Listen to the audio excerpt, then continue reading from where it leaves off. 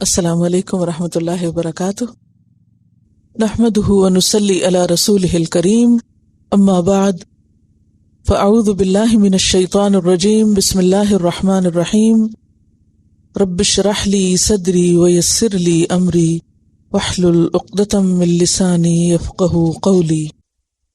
واعبدوا اللہ، اور عبادت کرو اللہ کی۔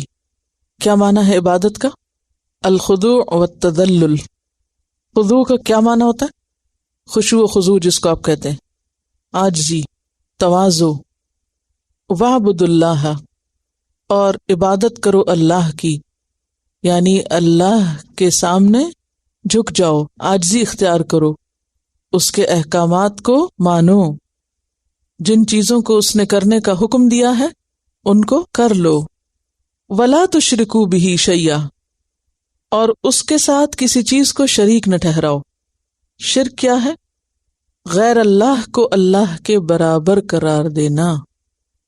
لکھ لیجئے اتنی ڈیفینیشن، کیونکہ میں دوبارہ پوچھوں گی تو پھر آپ بھولے ہوئے نہ ہوں۔ شرک کیا ہے؟ غیر اللہ کو اللہ کے برابر قرار دینا۔ غیر اللہ میں کون کون شامل ہے؟ سبھی تو شامل ہیں، اللہ کے سوا ہر چیز ہی تو آ جاتی ہے۔ کس کس کو گنیں گے؟ گننے والی چیز ہے یہ؟ گنی جا سکتی نہیں۔ ہاں، کچھ موٹی موٹی چیزیں آپ بتا سکتے ہیں کہ مثلاً آپ کہہ سکتے ہیں کہ اللہ کے بعد جو مخلوق میں سب سے بڑا مقام ہے وہ انبیاء کا ہے، تو کسی نبی کو شریک کرنا اللہ کے مرتبے میں، اللہ کے حقوق میں، یا پھر کسی نبی کو، کسی ولی کو، کسی بزرگ کو، کسی جن کو یا فرشتے کو، کسی پتھر یا شجر کو، کسی بھی چیز کو، کوئی بھی چیز، خواہ وہ آگ ہو، پانی ہو، ستارے ہوں، سیارے ہوں۔ ولا تشرکوا بہ شیئا، شیئا کیا ہے؟ شیئن اسم نکرہ ہے نا، نکرہ کی کیا پہچان ہوتی ہے؟ تنوین، دو زبر دو زیر دو پیش۔ جس لفظ پر دو زبر دو زیر دو پیش ہوں وہ کیا کہلاتا ہے؟ نکرہ کہلاتا ہے۔ اور نکرہ میں کیا معنی؟ یعنی کوئی بھی چیز، کچھ بھی، چھوٹی ہو یا بڑی، سامنے ہو یا چھپی ہوئی، ہر قسم کی چیز شامل۔ ولا تشرکوا بہ شیئا وبالوالدین احسانا، اور والدین کے ساتھ احسان کرو۔ والدین میں کون کون شامل ہیں؟ ماں اور باپ پہلے درجے پر، اور اس کے بعد پھر ماں باپ کے ماں باپ، اور اوپر دادا دادی، نانا نانی، یہ سب بھی کس کے درجے میں آتے ہیں؟ والدین کے درجے میں آتے ہیں، لیکن لازمی طور پر ابتدا میں اپنے والدین جنہوں نے جنم دیا ہو۔ احسانہ، احسان کرو۔ احسان کا کیا معنی ہے؟ اچھا سلوک۔ اور احسان کس کا اپوزٹ ہے؟ اساءہ کا، یعنی سیئ، سوء، یعنی برائی نہ کرنا۔ اور صرف برائی نہ کرنا نہیں بلکہ اچھا کرنا، اور اچھے میں بھی صرف حق ادا نہیں کرنا بلکہ احسان کہتے ہیں حق سے بھی زیادہ دینا۔ تو والدین کے ساتھ احسان کرو، یہ کیا ہے؟ امر ہے نا، حکم دیا جا رہا ہے کہ یہ تمہیں کرنا ہوگا۔ اب آپ دیکھیے، تین چیزیں ہوتی ہیں۔ نمبر ایک، کسی کے ساتھ اچھا کرنا۔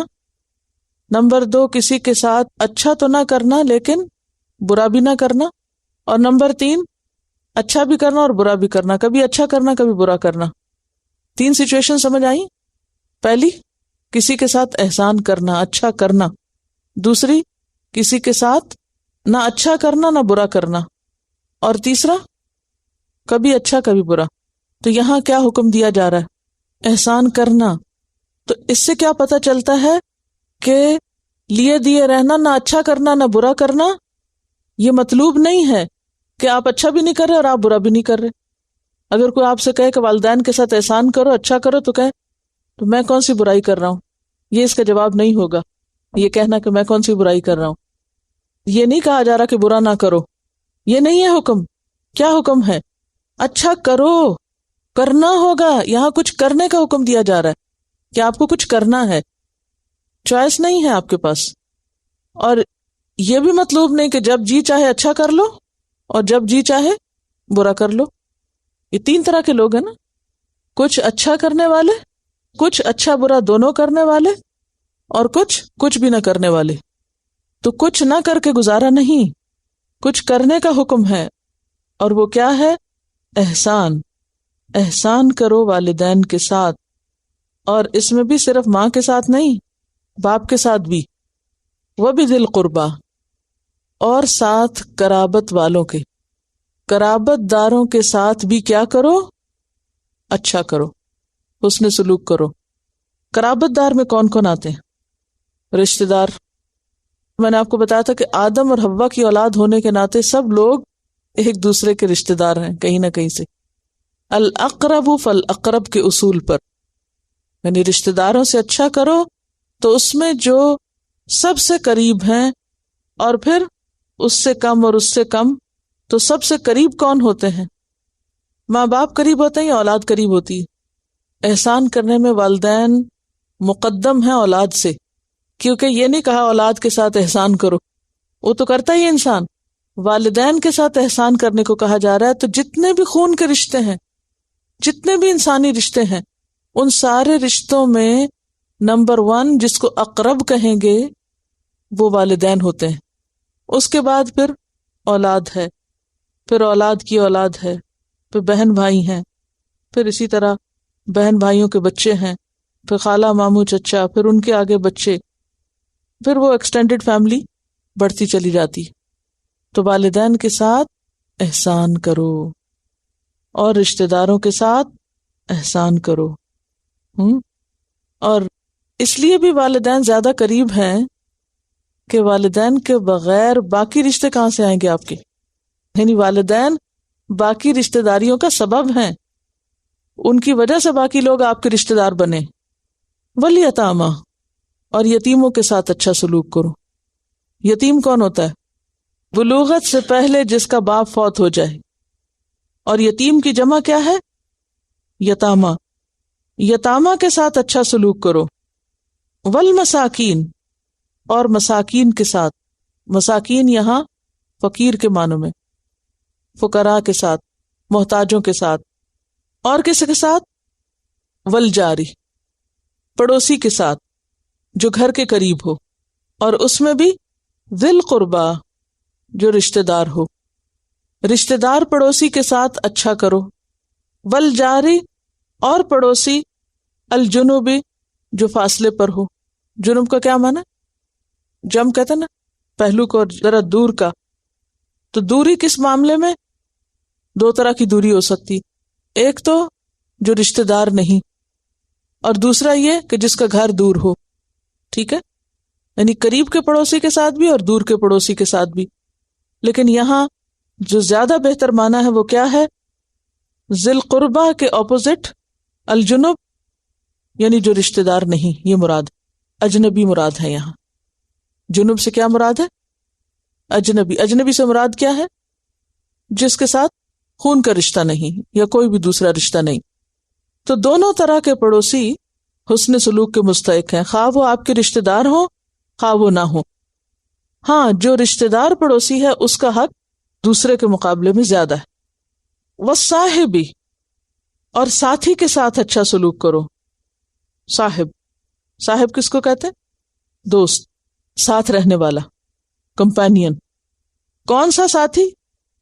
بالجنبی، جو پہلو کے ساتھ ہو۔ جنب کس کو کہتے ہیں؟ پہلو، پہلو کا ساتھی، جیسے ہم نشین جس کو آپ کہتے ہیں، مثلا ساتھ بیٹھنے والا، ساتھ سفر کرنے والا، ساتھ کام کرنے والا، یعنی جیسے کاروبار میں شریک ہے، ایک جگہ پر آپ کولیگز ہیں، جاب اکٹھے کرتے ہیں، یا پھر آپ سفر اکٹھے کرتے ہیں، اور کس طرح تعلیم اکٹھے حاصل کرتے ہیں، جیسے آپ یہاں بیٹھتے ہیں۔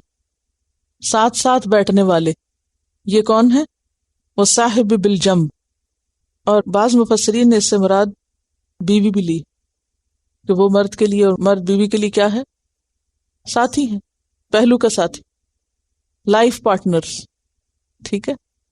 یہاں پارٹنر کا حق بتایا جا رہا ہے، خواہ وہ آپ کے ساتھ بیٹھنے والا ہو، ساتھ کام کرنے والا ہو، یا ساتھ زندگی بسر کرنے والا ہو۔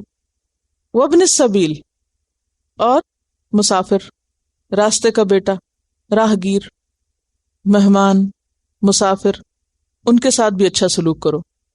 اب اس میں سبیل کا لفظ کیوں استعمال کیا گیا؟ یعنی جو راستے میں ہو، ٹرانزٹ میں ہو، سفر پر ہو، یا پھر راستہ چل رہا ہو، جیسے آپ گاڑی چلا رہے ہوتے ہیں، کون ہوتا ہے ابن السبیل؟ جو آپ کے ساتھ سڑک شیئر کر رہے ہیں، کولیگز تو یہاں ساتھ بیٹھے ہوئے ہیں نا، تو پھر یہاں سے نکل کر جب آپ گاڑی میں بیٹھتے ہیں تو آپ بھی سبیل یعنی راستے کے بیٹے، اور آپ کے ساتھ جو اور بھی ساتھ جا رہے ہیں وہ بھی. عموماً ہم گاڑیاں چلانے والوں کے، سڑک شیئر کرنے والوں کے ساتھ اچھا سلوک بھول جاتے ہیں. ساتھی بھی ہو سکتے ہیں مسافر، اور مہمان بھی ہو سکتے ہیں. سب کے ساتھ احسان کرو. یہ نہیں کہا جا رہا کہ کوئی اچھا کرے تو کر دو، کیا کہا جا رہا ہے؟ احسان کرو. 3 حالتیں میں نے بتائی نا. ایک حالت یہ ہے کہ برا نہ کرو، ایک یہ ہے نہ اچھا کرو نہ برا کرو، اور ایک کیا ہے کبھی اچھا کرو کبھی برا کرو. تو یہاں صرف ایک چوائس ہے آپ کے پاس، اور وہ کیا ہے؟ اچھا کرو، یعنی اچھائی میں پہل کرو، اپنی طرف سے جو اچھا کر سکتے ہو کرو. عموماً ہم احسان کرو کا مطلب کیا لیتے ہیں؟ دوسروں سے اچھائی ایکسپیکٹ کرنا اور ہمارے ساتھ اچھا کریں، جبکہ ہمارے اوپر بھی کچھ ذمہ بنتا ہے کہ ہم دوسروں کے ساتھ اچھا کریں، احسان کرو. اور کون ہے؟ وما ملکت ایمانکم، اور ما یہاں بمانا الذی ہے، اور وہ جو ملکت مالک ہیں، ایمانکم تمہارے دائیں ہاتھ، یعنی تمہارے دائیں ہاتھ جن کے مالک ہیں، اور وہ جو تمہاری ملکیت میں ہیں. جاندار چیزوں میں سے 2 چیزوں کا انسان مالک ہو سکتا ہے. پرانے زمانے میں انسانوں کے مالک ہوتے تھے، لونڈی غلام، اور اس کے علاوہ جانور، گائے بھینس بکری بھیڑ وغیرہ، یا کوئی پیٹس آپ نے رکھے ہوئے ہیں تو ان کے ساتھ بھی کیا کرو؟ احسان کرو. تبھی تو پھر اور بھی کچھ نہ بچا. غلام، ملازم، جو بھی. اصل ما ملکت ایمانکم میں نوکر وغیرہ اس طرح ڈائریکٹ نہیں آتے کیونکہ ہم ان کے مالک نہیں ہوتے، لیکن کیونکہ آج کے دور میں غلامی نہیں ہے تو جو بھی کوئی خادم وغیرہ ہوں گے وہ سب اس میں شامل. ان اللہ، بے شک اللہ تعالی، لا یحب، نہیں پسند کرتا، نہیں محبت رکھتا، من کانا، جو کوئی ہو، مختالن، خود پسند، فخورا، فخر کرنے والا. اللہ کسی خود پسند، فخر کرنے والے، تکبر کرنے والے شخص کو پسند نہیں کرتا. سوال یہ پیدا ہوتا ہے کہ آیت کا اختتام اس بات پر کیوں ہوا؟ 2 وجوہات ہیں. نمبر 1، عموماً انسان کو اللہ اور بندوں کا حق دینے میں جو چیز رکاوٹ بنتی ہے وہ کیا ہے؟ تکبر، فخر اور غرور. یا پھر جب انسان عبادت کر چکتا ہے، اچھا کر لیتا ہے، تو اینڈ میں کیا ہوتا ہے؟ فخر اور غرور. پھر شیخیاں بگاڑنا شروع کر دیتا ہے، میں نے فلاں کے ساتھ ایسا کیا اور فلاں کام اتنا اچھا کیا. تو اللہ کسی خود پسند متکبر کو پسند نہیں کرتا. اب یہاں پر آپ دیکھیے کہ 10 قسم کے حقوق کا ذکر ہے اس ایک آیت میں. ایک طرف اللہ کا حق ہے اور دوسری طرف غیر اللہ کا حق ہے، اور غیر اللہ میں انسان بھی ہیں اور باقی مخلوق بھی. اللہ کا ایک ہی حق ہے، اور وہ کیا ہے کہ اس کی عبادت کی جائے اور اس کی عبادت میں کسی کو شریک نہ کیا جائے. شرک جو ہے وہ سب سے بڑا ظلم ہے، سب سے بڑا گناہ ہے اللہ کے حق میں، کہ اس کی ربوبیت میں، اس کی الوہیت میں کسی دوسرے کو شریک نہ کیا جائے. اگر آپ غور فرمائیں تو بات یہ ہے کہ جو کچھ بھی ہمیں ملا، چاہے وہ کھانے پینے کی چیزیں ہیں، رزق ہے، مال و متاع ہے، یا ہماری جسمانی صلاحیتیں ہیں، جسمانی قوتیں ہیں، یہ سب کس کی دی ہوئی ہیں؟ ہمارے پاس جو کچھ بھی ہے وہ سب اللہ کا دیا ہوا ہے. لہٰذا ہمارے اوپر حق کیا ہے، لازم کیا ہے کہ ہم کس کو لوٹائیں، وہ کس کو دیں؟ اللہ کو دیں. ہم بھی پھر اسی کے بن جائیں. اور اس کا بننے کے لیے کیا چاہیے؟ عاجزی، تواضع، خضوع، تذلل. اور جس کے اندر عاجزی کی خو آتی ہے اس کے لیے اللہ کی عبادت کچھ بھی مشکل نہیں. وَإِنَّهَا لَكَبِيرَةٌ إِلَّا عَلَى الْخَاشِعِينَ. نماز بڑی بھاری ہے مگر خاشعین پہ کچھ بھی بھاری نہیں. ان کے اندر عاجزی ہے، ان کو نہیں مشکل لگتی نماز. اسی طرح جب انسان یہ سمجھتا ہے کہ میرے پاس کوئی بھی جو چیز ہے، کوئی بھی، مثلاً کیا کیا ہوتا ہے انسان کے پاس؟ علم ہوتا ہے، مال ہوتا ہے، شکل و صورت ہے، اس کا مقام ہے، دنیا کی کوئی بھی نعمت، جو بھی میرے پاس ہے یہ سب اللہ کا دیا ہوا ہے، اس کی امانت ہے میرے پاس. تو یہ احساس انسان کے اندر پھر تکبر نہیں آنے دیتا کہ اپنا تو کچھ ہے ہی نہیں، سب تو ادھارا ہے، سب تو امانت ہے. تو آپ کسی کی لی ہوئی چیز پر کتنا پھول سکتے ہیں، کتنا اترا سکتے ہیں؟ جو چیز آپ کی نہیں تو اس پہ تکبر کس لیے؟ آپ تو اس کے مالک ہی نہیں، جب چاہے مالک لے لے واپس. تو جس کے اندر یہ احساس ہو اس کے اندر انتہا درجے کی عاجزی آتی ہے، پھر وہ اپنے مقابل دوسرے انسانوں کو حقیر نہیں سمجھتا. مثلاً آپ دیکھیے کہ اگر آپ کے پاس مال ہے تو کس نے دیا؟ اللہ نے دیا. اب اگر آپ کو دیا ہے تو اس کا یہ مطلب نہیں کہ جن کے پاس نہیں آپ ان کو کیا سمجھے؟ چھوٹا سمجھے. کیونکہ تکبر نام ہی اسی چیز کا ہے نا، بطر الحق، حق کا انکار کرنا، اور غمت الناس، اور لوگوں کو چھوٹا سمجھنا، لک ڈاؤن کرنا انہیں.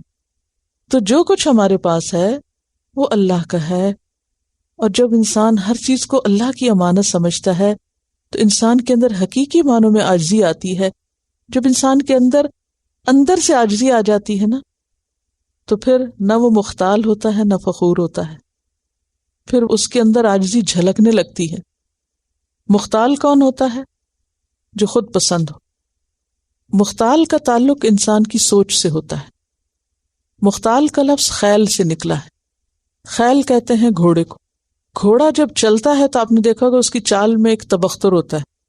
تو اسی طرح جس انسان کے دماغ میں یہ خیال سما جائے کہ میں بہت چیز ہوں، تو قدرتی طور پر کیا ہوتا ہے؟ پھر اس کے رویے میں جھلکنے لگتا ہے. اور رویے میں جھلکنا کیا ہوتا ہے؟ فخور، پھٹ پڑنا، فخر. اب دیکھیے کہ اظہار نعمت تو جائز ہے، پسندیدہ ہے کہ آپ اللہ کی نعمتوں کا تذکرہ کریں کہ اللہ نے آپ کو یہ عنایت کیا ہے، وہ نوازا ہے.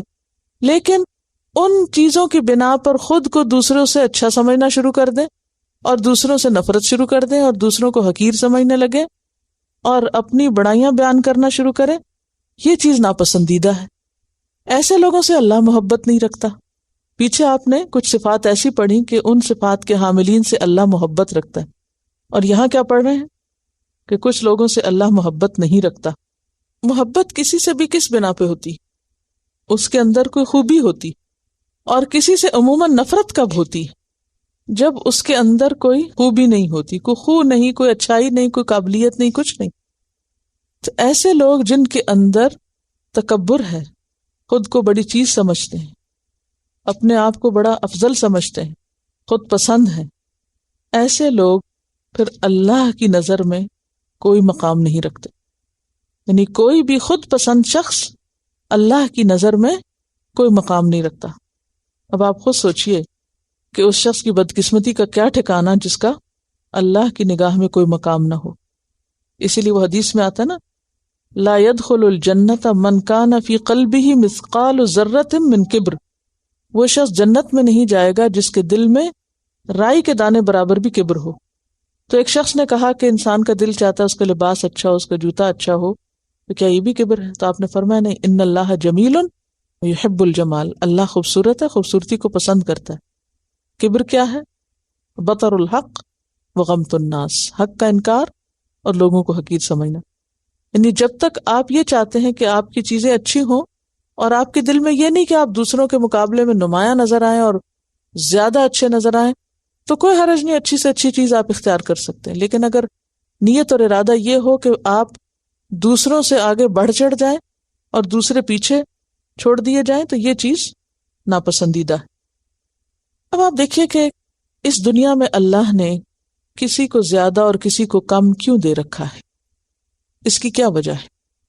کسی کے پاس ایک چیز زیادہ ہے، کسی کے پاس دوسری چیز زیادہ ہے، کسی کے پاس علم زیادہ ہے، کسی کے پاس مال زیادہ ہے، کسی کے پاس حسن بہت ہے، کسی کے پاس کچھ اور خوبی ہے. یہ فرق ہے یا نہیں؟ پیچھے بھی آپ کو میں نے بتایا تھا، وَلَا تَتَمَنَّوْا مَا فَضَّلَ اللَّهُ بِهِ بَعْضَكُمْ عَلَى بَعْضٍ، اور پھر لِلرِّجَالِ نَصِيبٌ مِّمَّا اكْتَسَبُوا وَلِلنِّسَاءِ نَصِيبٌ مِّمَّا اكْتَسَبْنَ، اور پیچھے کی آیت میں ہم نے الرِّجَالُ قَوَّامُونَ عَلَى النِّسَاءِ تو اللہ نے کسی کو بڑا بنایا، کسی کو اس کے مقابلے میں کم طاقت دی. آئنسٹائن کو اس نے ذہنی قوت دی اور اس کے مقابلے میں محمد علی کلے کو جسمانی قوت دی. اب اگر ان دونوں کا مقابلہ کریں باکسنگ کا تو کیا ہوگا؟ آئنسٹائن نہیں جیت سکتا وہاں. تو اب آپ کہیں کہ ایک کو افضل قرار دیں دوسرے کے مقابلے میں، اگر اس بنیاد پر آپ ایک کو دوسرے پر فضیلت دیں تو اس فضیلت میں کیا بڑائی ہے؟ تو دنیا میں عموماً کیا ہے، ایک شخص کے پاس ایک خوبی ہے، دوسرے کے پاس دوسری ہے، بات تو برابر ہے، لیکن عموماً لوگ اس بیلنس کو نہیں دیکھتے. کس کو دیکھتے ہیں؟ اپنے برابر کی چیز کو دیکھتے ہیں. میرے پاس مال ہے، اس کے پاس نہیں، لہٰذا یہ مجھ سے کم ہے، یہ حقیر ہے، اور دوسری خوبیوں کو بھول جاتے ہیں. تو پہلی بات تو یہ ہے کہ اللہ نے خود یہ فرق رکھا ہے، اور یہ فرق ہے دنیا میں. کسی کو ایک چیز زیادہ دے کر آزمایا گیا اور کسی کو دوسری چیز زیادہ دے کر آزمایا گیا ہے. It is there. آپ اس کو ختم نہیں کر سکتے، کسی بھی طرح یہ ختم نہیں ہو سکتا. یہ فطرت کے خلاف ہے کہ آپ اس فرق کو ختم کریں. لوگوں نے کوششیں کی ہیں ایسے ختم کرنے کی، لیکن ہو نہیں سکا، ممکن نہیں ہے. لیکن سوال میرا یہ ہے آپ سے کہ اللہ نے فرق رکھا کیوں ہے؟ اس دنیا میں ایک بیلنس قائم کرنے کے لیے، اور کچھ کو کچھ کے فائدے کا بنانے کے لیے. جن کے پاس زیادہ ہے وہ اور طرح فائدہ پہنچاتے، جن کے پاس کم ہے وہ اور طرح پہنچاتے. جن کے پاس جسمانی قوت زیادہ ہے وہ اس طرح فائدہ پہنچاتے، جن کے پاس ذہنی قوت زیادہ ہے وہ اس طرح فائدہ پہنچاتے ہیں. تو ہر ایک کو الگ پیدا کیا ہے. اس زمین پر بھی آپ دیکھیں، مثلا درخت ہیں، کوئی درخت اونچے ہیں، کوئی چھوٹے ہیں. درختوں کے مقابلے میں بھی پہاڑ اور اس سے اونچے ہیں. پہاڑوں میں بھی پھر کچھ پہاڑ بہت اونچے ہیں. مثلا ایورسٹ جو ہے وہ زمین کی سطح سے تقریباً 5.5 میل اونچی ہے. کتنی اونچی ہے؟ 5.5 میل اوپر ہے سطح سمندر سے. یہ کوئی چھوٹی سی اونچائی نہیں ہے. 5.5 میل کے مقابلے میں 5.5 فٹ کیا حیثیت رکھتا ہے. اسی لیے اللہ تعالیٰ قرآن پاک میں فرماتے اِنَّكَ لَن تَخْرِقَ الْأَرْضَ، تم زمین کو پھاڑ نہیں سکتے. وَلَن تَبْلُغَ الْجِبَالَ طُولًا، پہاڑوں کی اونچائی کو نہیں پہنچ سکتے. تو تکبر کس لیے؟ تو ایورسٹ کو جو اونچا بنایا تو اس لیے نہیں بنایا کہ وہ تکبر شروع کر دے یا اپنی بڑائی ظاہر کرنا شروع کر دے باقی پہاڑوں پر. اس کے برعکس آپ نے دیکھا ہوگا کہ اونچے سے اونچے پہاڑ کا سایہ بھی ہوتا ہے. ہر آبجیکٹ کا جو سایہ ہے وہ کیا ظاہر کر رہا ہے؟ جھکاؤ. قرآن پاک میں آتا ہے نا، سائے کیا کر رہے ہیں؟ سجدہ ریز ہیں. تو اس کائنات کی کوئی بھی جو چیز ہے وہ کیا ہے؟ اپنے خالق کے سامنے سجدہ ریز ہے. وہ اس بات کا اظہار کر رہی ہے کہ میرے اندر کیا ہے؟ عاجزی ہے. میں خدمت کے لیے بنی. جس کے پاس جو امتیازی خصوصیت ہے، جس چیز میں وہ اونچا ہے، چاہے وہ جسمانی طاقت میں، صحت کے اعتبار سے، یا علم کے اعتبار سے، یا مال کے اعتبار سے، تو اس کے اوپر لازم کیا ہے کہ وہ کیا کرے؟ جو اس سے کم ہے ان کی طرف لوٹائے اور ان کی خدمت کرے تاکہ بیلنس قائم ہو. پہاڑ کیوں بنے ہیں آپ کو معلوم ہے؟ بیلنس کے لیے. جی ہاں. کس طرح کا بیلنس؟ آپ کو معلوم ہے کہ جو سمندر ہے وہ بعض جگہوں پر انتہائی گہرا ہے، اور زمین کا 2/3 کیا ہے؟ سمندر ہے. تو سمندر کی جو سطح ہے بعض اوقات آپ نے دیکھا اس میں ٹرنچز ہیں. اگر آپ نے تصویر دیکھی ہو، اور میں نے آپ کو ہوم ورک دیا ہوا ہے اور مسلسل دیا ہوا ہے کہ کائنات میں غور و فکر کرتے رہیں، اور سمندروں کے بارے میں خاص طور پر، تو اس میں آپ نے دیکھا ہوگا کہ سارے سمندر کا جو نیچے بیڈ ہوتا ہے یا جو نیچے سطح ہوتی ہے وہ ایک سیدھی سیدھی نہیں ہوتی. اس میں کئی لیولز ہوتے ہیں، اور کچھ لیولز میں اگر آپ دیکھیں گے ٹرنچز ہوتی ہیں، ان کی جیسے اوپر پہاڑ کی پیک ہوتی ہے نا، بالکل اسی طرح وہ نیچے نیچے نیچے گہرائی میں اندر تک وہ پانی ہوتا ہے. وہ اندھیری جگہوں پر جا کے پانی گیا ہوتا ہے. اب اگر ایک طرف سے زمین اندر سے اتنی کھدی ہوئی ہے، یعنی اندر سے اتنی نشیب میں ہے، تو اس کے بیلنس کو قائم رکھنے کے لیے دوسری طرف سے پہاڑ اٹھائے گئے ہیں توازن قائم کرنے کے لیے. اس لیے نہیں کہ پہاڑ تکبر کا شکار ہو جائے.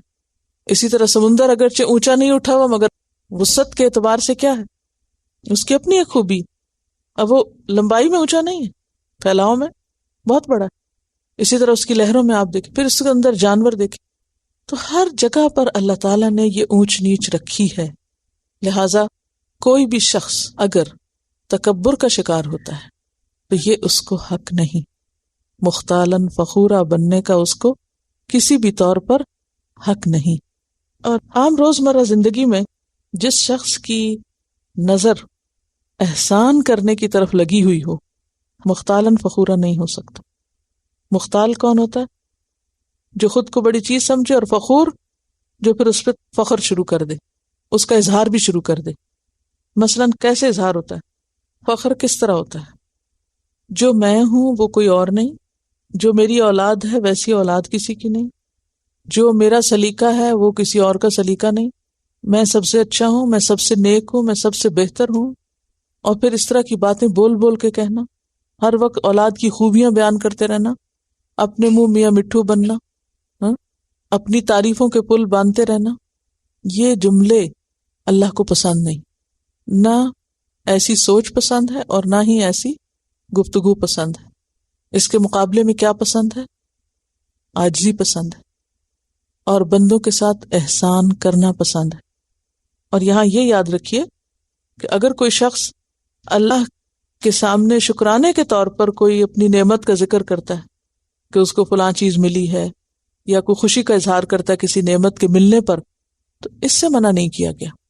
مثلاً آپ کو خود کوئی کامیابی ہوتی ہے زندگی میں، آپ اسے شیئر کرتے ہیں اپنے عزیزوں دوستوں کے ساتھ، آپ کے بچوں کو کوئی کامیابی نصیب ہوتی ہے، آپ کے قریب والوں کو، تو کسی بھی نعمت کے ملنے پر خوشی کا اظہار حدود کے اندر رہتے ہوئے وہ اس میں نہیں شامل ہوتا۔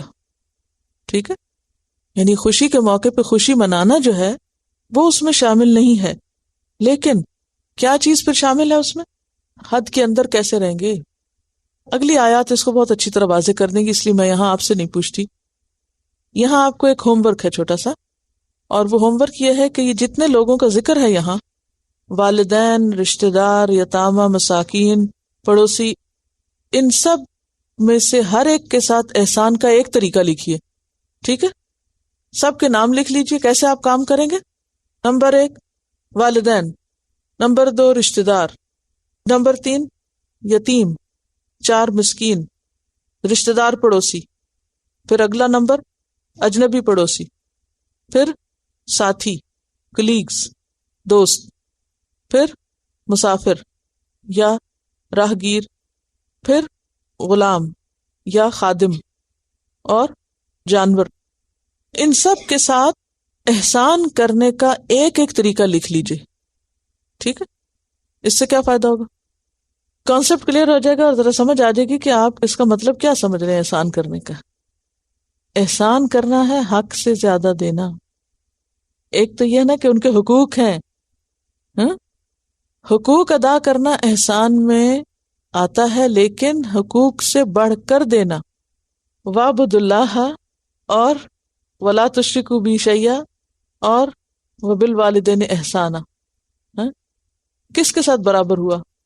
عبادت کا حصہ ہے یہ، جیسے اللہ کی عبادت کا حکم دیا جا رہا ہے نا، جیسے نماز روزہ کا حکم دیا جا رہا ہے، ایسے ہی یہ بھی احسان کا حکم دیا جا رہا ہے۔ پھر اس میں یہ ہے کہ نماز میں کچھ فرائض کے درجے کی چیزیں، کچھ نوافل وغیرہ ہیں، تو احسان کے پھر مختلف لیولز ہوتے ہیں۔ کچھ تو جیسے حقوق کی ادائیگی ہے، وہ کیا ہے؟ فرض کے درجے کی چیز ہے۔ اللہ حق معاف نہیں کرے گا جب تک بندے ایک دوسرے کا حق معاف نہیں کرتے۔ مثلا شوہر کو کہا گیا کہ وہ بیوی کا مہر ادا کرے، تو اس کے لیے کیا لفظ آئے؟ آتوہن اجورہن فریضہ۔ ٹھیک ہے، وراثت میں حصے کو کیا کہا گیا؟ فریضۃً من اللہ۔ ٹھیک ہے، یہ فرض کے درجے کا ہے نا۔ اب فرض کے علاوہ مزید نفل کے درجے کا بھی احسان ہے، اور اس کو کرنے کا بھی حکم دیا جا رہا ہے۔ کیوں حکم دیا جا رہا ہے؟ اس کی حکمت کیا ہے؟ کوئی بتائے گا آپ میں سے؟ کیا حکمت ہے؟ کیوں احسان کرو؟ وہ احسان، دیکھیے کہ احسان اسلام کا حسن ہے۔ اگر ہر مسلمان کے اندر یہ اخلاق آ جائے کہ اس نے یہ نہیں دیکھنا کہ دوسرے نے اس کے ساتھ کیا کیا ہے، اسے یہ دیکھنا ہے کہ اس کے ذمے کیا ہے، اور وہ آگے بڑھے۔ عبادت ہے یا عاجزی؟ پتہ نہیں آپ سمجھے کہ نہیں سمجھے تو اسائنمنٹ میں دے دوں کہ خود ہی سمجھ لیں گے کہ احسان کرنے کا مطلب کیا ہے. احسان تعلقات میں خوبصورتی پیدا کرتا ہے، زندگی کو خوشگوار بناتا ہے. مثلاً آپ نے کسی کے ساتھ اچھا کیا، اس نے آپ کے ساتھ اچھا نہیں کیا، کیونکہ ہم صرف اس وقت اچھا کرتے ہیں جب کوئی ہمارے ساتھ اچھا کرے، یا اسی طرح کا اچھا کرے. کسی اور طریقے سے کوئی اچھا کرے تو اس کو نہیں کنسیڈر کرتے. دیکھیں نا، ہر ایک انسان فرق ہے نا، اس کی لمیٹیشنز ہیں. کسی کے پاس اگر اللہ نے مال دے رکھا ہے تو وہ احسان کس طریقے پہ کرے گا؟ مال خرچ کر کے. کسی کے پاس اگر علم ہے تو وہ احسان کس طرح کرے گا؟ دوسروں کو کچھ سکھا کے. کسی کے پاس جسمانی قوت اور صحت ہے، نہ علم ہے نہ مال ہے، وہ کس طرح احسان کرے گا؟ کسی کی خدمت کر کے. درجے یا طریقے فرق ہو جائیں گے نا. تو ہر ایک سے مطالبہ کیا ہے؟ کس احسان کا مطالبہ ہے؟ کس سے احسان ہو کس میں سکتا ہے؟ وہ اسی چیز میں ہوگا نا جو آپ کے پاس ہے. جو آپ کے پاس ہے ہی نہیں تو آپ دوسرے کو کیسے دیں گے؟ ٹھیک ہے نا. تو پھر طریقے بھی مختلف ہو جائیں گے. مثلاً ایک خادم کے ساتھ احسان اور والدین کے ساتھ احسان میں فرق ہوگا.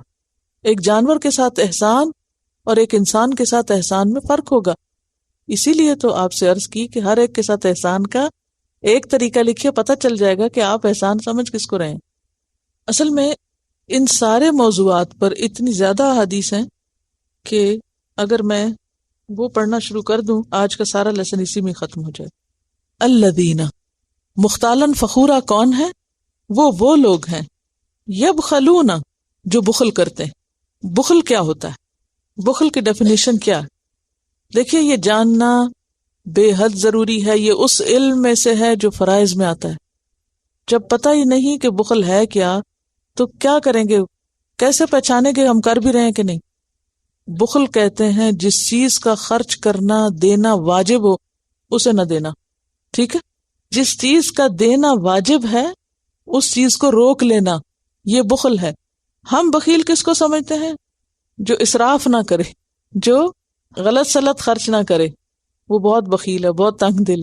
حالانکہ بخل ہے اس چیز کو روکنا جس کا خرچ کرنا واجب ہے، لازم ہے. یعنی جہاں حق ہے خرچ کرنے کا وہاں نہ کرے. مثلا مال میں بخل کیا ہے؟ زکوٰۃ نہ دینا. مال میں بخل کیا ہے؟ زکوٰۃ نہ دینا. علم میں بخل کیا ہے؟ اور علم کا بخل سب سے سخت بخل ہے. بنی اسرائیل کا حال پیچھے آپ نے پڑھا تھا نا کہ اللہ نے ان سے پکا وعدہ لیا تھا، لَتُبَيِّنُنَّهُ لِلنَّاسِ وَلَا تَكْتُمُونَهُ، کہ اس کو لوگوں کے لیے ضرور بیان کرو گے اور اس کو چھپاؤ گے نہیں، علم نہیں چھپاؤ گے. اور حدیث میں آتا ہے نا، جس سے علم کی کوئی بات پوچھی گئی اور اس نے وہ چھپا دی، قیامت کے دن کیا ہوگا؟ اس کے منہ میں آگ کی لگام ہوگی. کیوں چھپائے انسان؟ کہ پھر یہ میرے برابر ہو جائیں گے. اب اس میں آپ دیکھیے بخل کس میں آتا ہے؟ جو خرچ کرنا واجب ہے. اس میں پھر کیا آتا ہے کہ بعض اوقات کوئی شخص آپ سے ایسا سوال کرتا ہے کہ جس کا بتانا فتنے کا سبب بن سکتا ہے اس کے لیے یا کسی اور کے لیے، تو وہاں کیا ہے؟ وہاں روک لینا پھر بخل نہیں ہوگا. یاد رکھیے، یعنی اگر آپ بخل کی ڈیفینیشن سمجھ جائیں نا تو آپ کے بہت سے مسئلے حل ہو جائیں گے. اچھا، اب اسی طرح عمل میں بھی بخل ہوتا ہے.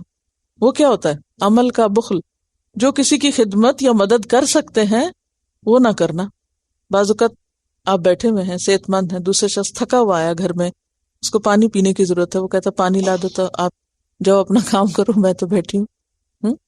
آپ کی حالت بہتر ہے، کوئی دوسرا بیمار ہے یا کوئی کمزور ہے یا کوئی تھکا ہوا ہے یا کسی طرح آپ صحت مند ہیں، ٹھیک ٹھاک ہیں، آرام کر چکے ہیں، تو کیا فرض بنتا ہے آپ کا؟ آپ دوسرے کی مدد کریں. لیکن بہت سے لوگ کر سکنے کے باوجود بھی کرتے نہیں کرتے. خود جانے، ہر کو اپنا اپنا کرے. تو الذین یبخلون، وہ لوگ جو بخل کرتے ہیں، وَيَأْمُرُونَ النَّاسَ بِالْبُخْلِ، صرف خود ہی نہیں کرتے بلکہ لوگوں کو بھی بخل کرنے کے لیے کہتے ہیں. نہ خود کسی کے ساتھ اچھا کریں گے اور نہ کسی کو کرنے دیں گے. کیوں؟ کیونکہ پھر اس طرح ان کی بخالت دوسروں کو نظر آ جائے گی نا. لوگ ان کو ملامت کریں گے جو نہیں کریں گے. تو وہ کیا چاہتے ہیں؟ کوئی بھی نہ کرے تاکہ ہمیں بھی کوئی ملامت نہ کرے، ہمیں کوئی برا نہ کہے. وَيَكْتُمُونَ، اور وہ چھپاتے ہیں کس کو؟ مَا آتَاهُمُ اللَّهُ، جو دے رکھا ہے ان کو اللہ نے، کیا؟ مثلا مال یا علم یا قوت، من فضل ہی، اپنے فضل سے. تو اس سے کیا پتہ چلتا ہے کہ اللہ نے بندوں کو جو دے رکھا ہے وہ دراصل کیا ہے؟ اللہ کا فضل ہے بندوں پر. حق نہیں ہے ہمارا کہ ہم ڈیمانڈ کریں کہ یہ ہمارے پاس ضرور ہونا چاہیے. یعنی یہ سب کچھ دراصل اللہ کی نعمت ہے. وَآتَدْنَا، اور تیار کر رکھا ہے، ہم نے کر کے رکھا ہوا ہے، یعنی جنت دوزخ پہلے سے موجود ہے. للکافرین، کافروں کے لیے کیا؟ عذاب مہینہ، عذاب رسوا کرنے والا. کافر کون ہوتے ہیں؟ کافر انکار کرنے والے، اللہ رسول کو نہ ماننے والے یا اللہ رسول کی بات نہ ماننے والے. کفر اکبر اور کفر اصغر شروع میں آپ کو بتایا تھا. کفر پھر قولی بھی ہوتا ہے، فعلی بھی ہوتا ہے. قول کا کفر بھی ہوتا ہے اور فعل کا بھی ہوتا ہے. یہاں کون سا کفر مراد ہے؟ فعلی. جی ہاں. کیا فعل کفر سے تعبیر کیا جا رہا ہے؟ بخل. خود بخل کرنا اور دوسروں کو بخل کے لیے کہنا، ایسے لوگوں کے لیے رسوا کن عذاب ہے، ذلیل کرنے والا عذاب ہے، سخت عذاب ہے. کیوں؟ نہ انسان خود اچھا کرے اور نہ ہی کسی اور کو کرنے دے، نیکی سے روکے. اہل ایمان کی صفت کیا ہے؟ خود بھی نیکی کریں اور دوسروں کو بھی نیکی کا حکم دیں. وَيَأْمُرُونَ بِالْمَعْرُوفِ، اوروں کو بھی کرنے کو کہتے ہیں کہ تم بھی اچھا کرو. وہ ان میں نہیں وَلَا يَحُضُّ عَلَىٰ طَعَامِ الْمِسْكِينِ، یہ بھی جرم ہے کہ کسی کو انسان نیکی کے لیے نہ اکسائے. تو بخل جو نیکی کر رہا اس کو روک لے، کس قدر گھناؤنا جرم ہے. بات یہ ہے کہ یہ صفت انسان میں کب آتی، کیوں آتی؟ یہ اس وقت آتی ہے کہ جب انسان کسی بھی نعمت کو اپنی ذاتی قابلیت کا نتیجہ سمجھتا ہے. میرے پاس مال ہے کیونکہ میں نے کمایا ہے، میرے پاس علم ہے کیونکہ میں نے پڑھا ہے، میرے پاس جسمانی طاقت ہے کیونکہ میں نے کھایا اور ایکسرسائز کی. وہ کیا سمجھتا ہے؟ یہ میرا کمال ہے. جب انسان کے اندر یہ سوچ آ جاتی ہے نا کہ جو کچھ میرے پاس ہے وہ میری محنت کا نتیجہ ہے یا میری قابلیت کا نتیجہ ہے یا اس میں میرا کوئی کرشمہ ہے، تو پھر وہ اس نعمت اور اس مال کو کیسے سمجھتا ہے؟ یہ میرا ہے، میرا، اور اس پر صرف میرا حق ہے یا اس پر صرف میری مرضی ہے، اس میں کوئی حصے دار نہیں. اور دوسری سوچ یا دوسرا رویہ کیا ہے کہ انسان کیا سمجھے کہ جو کچھ میرے پاس ہے یہ اللہ کی بخشش ہے. اگر میری محنت ہے تو محنت کی توفیق کس نے دی؟ ہاں سوچیے ذرا. اور اگر میری قابلیت ہے تو قابلیت کس نے دی آپ کو؟ اگر آپ سمجھتے ہیں آپ بڑے ذہین ہیں تو یہ ذہن دوسروں کے مقابلے میں آپ کو کس نے زیادہ دے دیا؟ وہ بھی اسی نے دیا ہوا ہے. تو جب یہ اس کی دین ہے تو پھر جو شخص ان چیزوں کو اللہ کا انعام یا احسان یا نعمت سمجھتا ہے اور اپنے پاس ایک امانت سمجھتا ہے تو اس کے اندر پھر فخر اور غرور نہیں آتا. پھر وہ اس مال کے اوپر جو اللہ نے اپنے فضل سے اس کو دیا ہوتا ہے صرف اپنا حق نہیں سمجھتا، وہ اس میں کس کس کا حق سمجھتا ہے. یہ پیچھے جتنے گزرے ہیں نا ان سب کا. تو احسان کی ایک قسم ہوتی ہے مال کے ساتھ احسان کرنا. اب آپ کا جواب بھی خود ہی حل کر رہی ہوں، بہتر تھا کہ آپ سے ہی کرواتی. ایک احسان کی قسم ہوتی ہے مال کے ساتھ احسان کرنا، دوسری ہوتی ہے علم کے ساتھ احسان کرنا، تیسری ہوتی ہے جسمانی خدمت کے ساتھ کسی کے ساتھ احسان کرنا. تو مختالن فخورا بخل کرتے ہیں کیونکہ وہ اپنی بڑائی سمجھتے ہیں نا، یعنی کہ اپنے آپ کو بڑی چیز سمجھتے ہیں، لہٰذا اپنے آپ کو ہی بڑھانے میں، نمایاں کرنے میں، اوپر لانے میں وہ یہ سب چیزیں استعمال کرتے رہتے ہیں. وہ مال خرچ کریں گے لیکن کب کریں گے؟ جب ان کی شہرت اور نام و نمود کی بات ہو وہاں تو کریں گے، اور جہاں ان کی شہرت نہ ہو وہاں نہیں خرچ کریں گے. سمجھ رہے؟ تھوڑی سی گہری بات ہے نا، کیونکہ ان آیات کے اندر اتر کے ان کا لنک سمجھنا بہت ضروری ہے کہ اللہ تعالیٰ مختالن فخورا کی صفت بتا رہے ہیں کہ وہ بخل کرتے ہیں اور لوگوں کو بھی بخل کرنے کا حکم دیتے ہیں. تو ایسا کیوں ہوتا ہے اور کب ہوتا ہے؟ جب انسان مال کو اپنی قابلیت کا نتیجہ سمجھتا ہے، اللہ کی بخشش نہیں سمجھتا. اسی لیے یہاں آپ دیکھیے خاص طور پہ کہا ہوا یکتمون ما آتاہم اللہ من فضلہ، اللہ نے اپنے فضل سے جو کچھ دے رکھا ہے اس کو چھپا رہے ہیں۔ اللہ تعالیٰ کیا چاہتا ہے؟ حدیث میں آتا ہے، ترمذی کی روایت ہے، ان اللہ یحب ان یرا اثر نعمتہ علی عبدہ، اللہ چاہتا ہے کہ بندے پر اس کی دی ہوئی نعمت کا اثر نظر آئے۔ اور جہاں تک بخل کا تعلق ہے تو آیت 180 آل عمران پڑھ چکے ہیں آپ، وَلَا يَحْسَبَنَّ الَّذِينَ يَبْخَلُونَ بِمَا آتَاهُمُ اللَّهُ مِنْ فَضْلِهِ هُوَ خَيْرٌ لَّهُمْ بَلْ هُوَ شَرٌّ لَّهُمْ سَيُطَوَّقُونَ مَا بَخِلُوا بِهِ يَوْمَ الْقِيَامَةِ، کہ ایسے بخل کرنے والوں کو قیامت کے دن کیا کیا جائے گا؟ طوق پہنائے جائیں گے۔ اور اسی طرح علم میں بخل کرنے والوں کو بھی کیا سزا بتائے گی پیچھے؟ سورۃ البقرہ کی وہ آیت یاد ہے آپ کو جس میں علم میں بخل کرنے والوں کی سزا بتائی گئی تھی؟ اور حدیث تو میں نے ابھی آپ کو کوٹ کی، وہ بنی اسرائیل کا جو واقعہ ہے نا، اسی میں اللہ نے ان پہ لعنت کی، اور لعنت کی ان پر لعنت کرنے والوں نے، ایسے لوگوں پہ لعنت ہے اللہ کی۔ کس پہ؟ جو علم میں بخل کرتے ہیں۔ اور اسی طرح آپ صلی اللہ علیہ وسلم نے اس شخص کو بخیل قرار دیا جو آپ کا نام آئے اور وہ درود نہ پڑھے، صلی اللہ علیہ وسلم نہ پڑھے۔ تو یہ بھی کس میں بخل ہے؟ عمل میں بخل ہے، عمل میں بخل کہ ایک نیکی کمانے کا وقت ہے اور وہ بیٹھا ہے چپ کر کے۔ پھر اس کے بعد آپ دیکھیے کہ ہم نے کافروں کے لیے خوار کرنے والا، رسوا کرنے والا، اور کافروں سے مراد یہ سب لوگ ہیں جو یبخلون اور یکتمون کرتے ہیں اور یأمرون الناس بالبخل کا عمل کرتے ہیں۔ تو اس سے پتہ چلتا ہے کہ اللہ کے فضل کو چھپانا اور اس میں بخل کرنا اور بخل کا حکم دینا شدید ترین جرائم میں سے ہے، جس پر انسان کو سخت سزا کا سامنا کرنا ہوگا۔ والذین، اور وہ لوگ بھی مختالاً فخورا ہیں، ینفقون اموالہم، جو اپنے مال خرچ کرتے ہیں اور پھر وہ مختالاً فخورا، ہاں، ریا الناس، لوگوں کو دکھانے کے لیے، تاکہ لوگ دیکھیں، خوش ہوں اور تعریف کریں۔ تو پھر مقصد پیچھے کیا ہے؟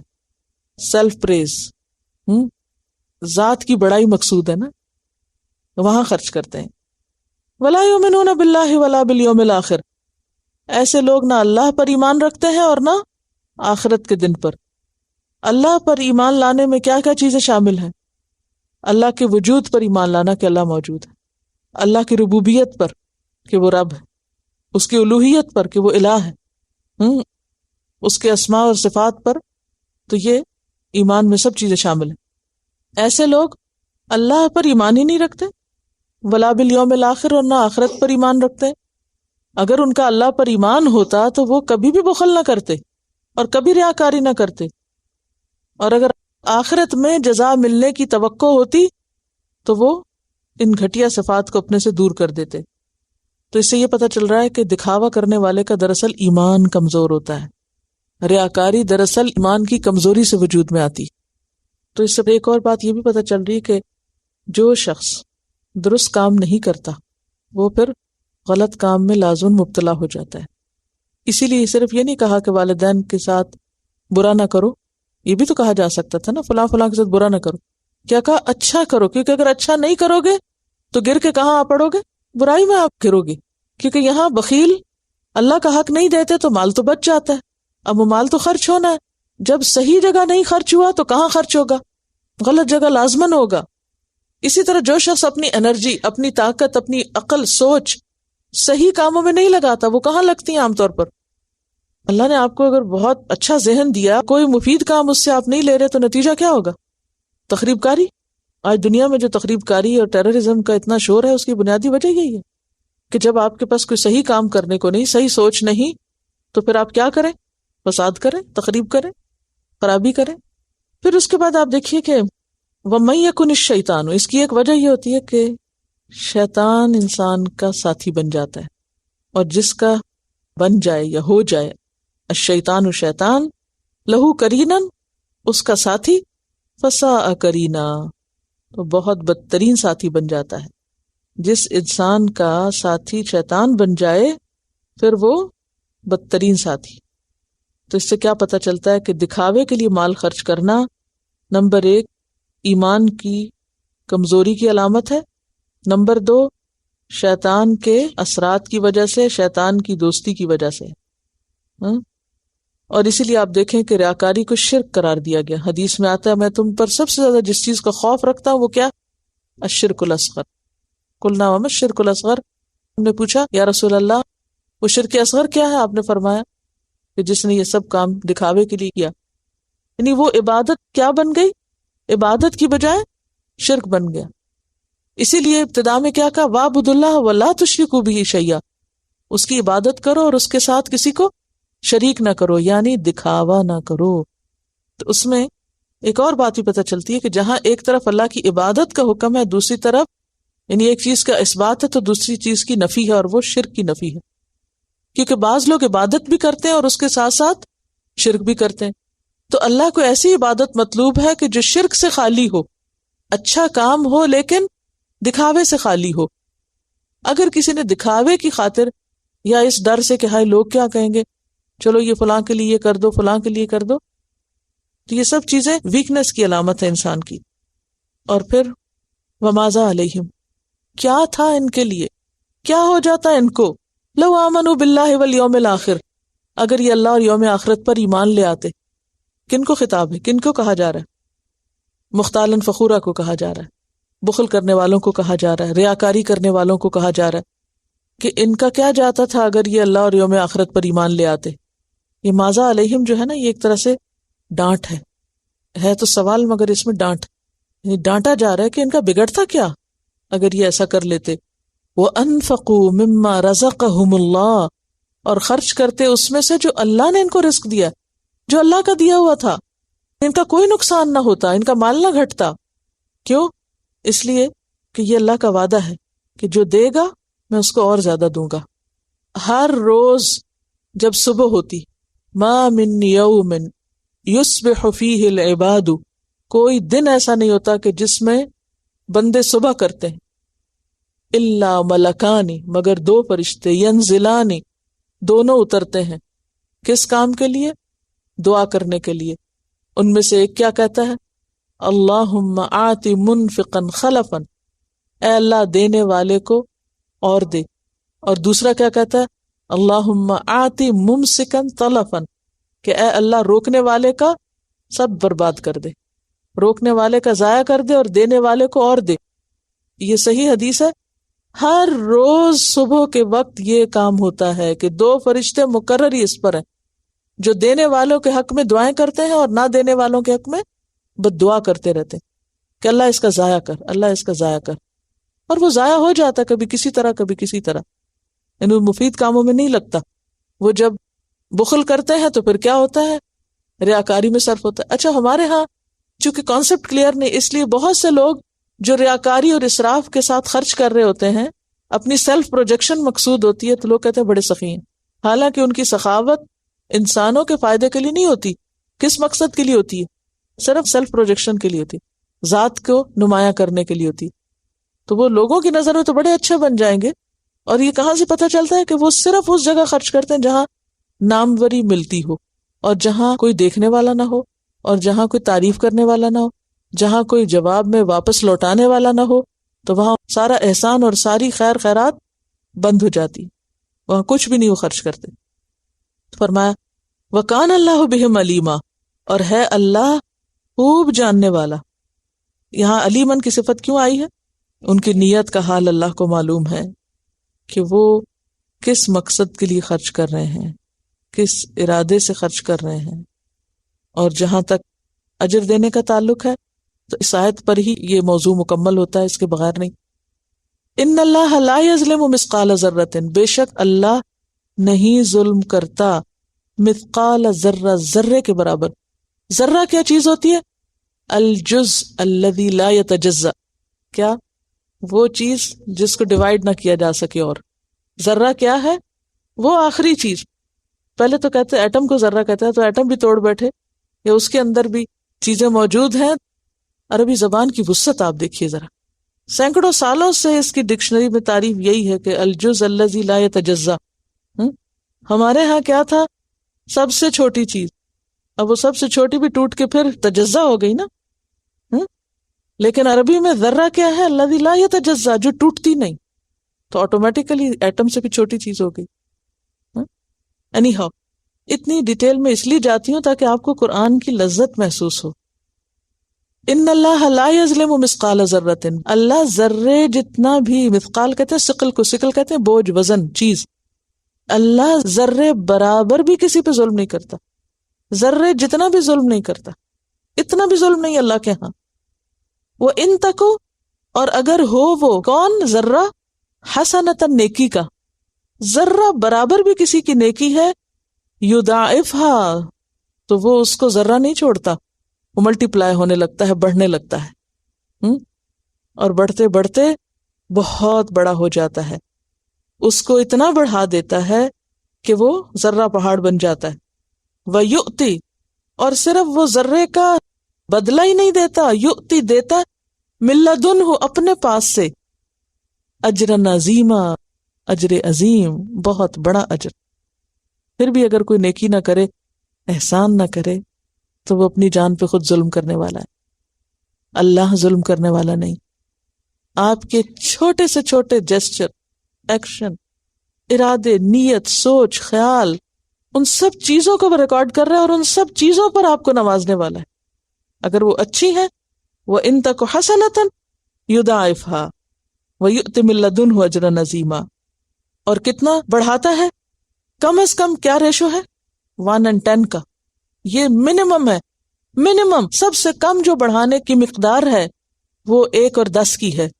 سورۃ الانعام آیت 160، من جاء بالحسنۃ فلہ 10 امثالھا. اور پھر 700 کا ذکر البقرہ 261 میں آپ پڑھ چکے ہیں. مثل الذین ينفقون اموالهم فی سبیل اللہ کمثل حبۃ انبتت 7 سنابل، کہ وہ لوگ جو اپنے مال اللہ کے راستے میں خرچ کرتے ہیں، ان کے مال کے خرچ کرنے کی مثال ایک دانے جتنی ہے جس میں سے 7 بالیں نکلیں. اور پھر ایک حدیث میں آتا ہے، صحیح مسلم کی حدیث ہے، اللہ کسی مومن پہ ظلم نہیں کرتا اس کی نیکی کے معاملے میں، اس کو دنیا میں بھی اس کا بدلہ دیتا اور آخرت میں بھی. یہ بڑھانا ہے کیا؟ یہاں بھی دیتا وہاں بھی. اور کافر، اس کو اللہ تعالیٰ بس دنیا میں دیتا ہے اور آخرت میں نہیں دیتا، کیونکہ اس نے آخرت کے لیے کیا نہیں ہوتا نا. سورۃ طٰہٰ آیت 112 میں آتا ہے، وَمَنْ يَعْمَلْ مِنَ الصَّالِحَاتِ وَهُوَ مُؤْمِنٌ فَلَا يَخَافُ ظُلْمًا وَلَا هَضْمًا، کہ جو نیک کام کرے گا اس شرط کے ساتھ کہ وہ مومن ہو تو اس کو کسی قسم کے ظلم اور زیادتی کا خوف نہ ہوگا. تو خلاصہ کیا ہے اس ساری گفتگو کا جو آج آپ نے پڑھی؟ احسان، سب کے ساتھ احسان، سب کے ساتھ اچھا. کوئی ہمارے لیے اچھا سوچے یا نہ سوچے، کوئی ہمارے لیے اچھا کرے یا نہ کرے، کوئی ہمارے اچھے کو مانے یا نہ مانے.